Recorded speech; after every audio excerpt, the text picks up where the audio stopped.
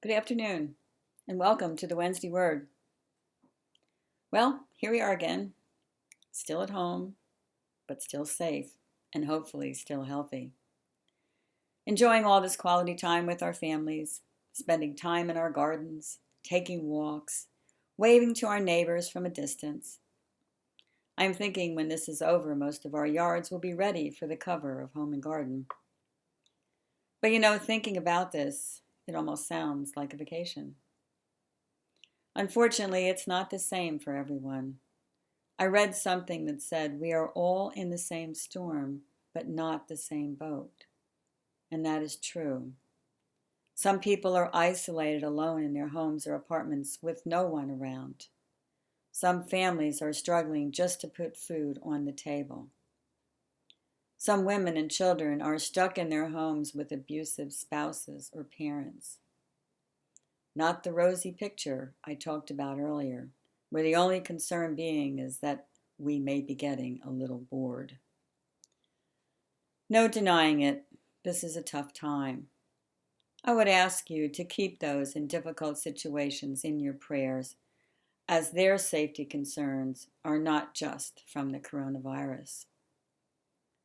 But as we continue to adhere to our stay-at-home orders, which I see has now been extended to May 8th, and also the guidelines from the CDC, life is far from normal.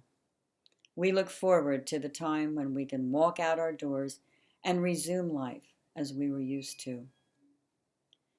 But even for those of us who are somewhat comfortable in this quarantine, worry, anxiety, and fear can take a lot out of our days.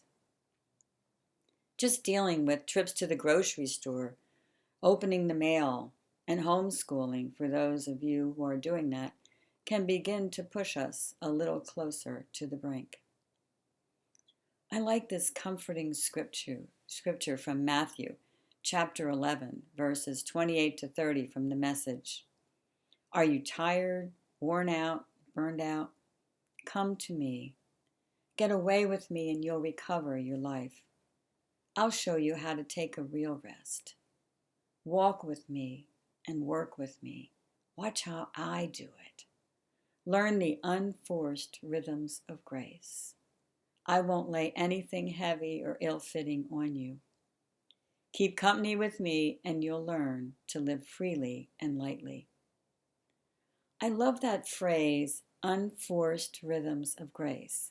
It means that there's an ease and enjoyment when you walk in God's grace. This is in contrast to the struggle and strain found in self-effort when we think we can do everything ourselves. Jesus invites us to experience the unforced rhythms of grace. Keep company with him and we'll learn to live freely and lightly. He is offering us a relationship with him, and he wants us to hang out with him. How cool is that? Well, cheery and light, that's how I began this self-quarantine. I decided all the things I was going to do during this time. I did pretty well for a while. I think I cleaned out one closet. But now it's been a month. At this point, I feel a great sense of accomplishment when I get a shower before noon. Thank goodness for all those Zoom meetings where people can actually see me. The one thing I've continued to do on a regular basis, weather permitting, is walk. Being able to walk a couple miles makes me remember a time when I could barely walk to the car without pain. So walking makes me thankful. Even on days when I may feel a bit down, getting out to walk always lifts my spirits. And dwelling on things, especially the news, can really tear you down. It is good then to find things that you enjoy doing to distract you from some of these things that are really out of our control. Well, I heard that baking was a stress reliever. So now every time we have bananas, I bake banana bread. Well, my husband finally broke it to me that he does not like banana bread. I told him gently I didn't care because it is the only thing I knew how to bake. And it would be a good thing if he tried it, because he was beginning to stress me out. I'm going to have to get more bananas for tomorrow.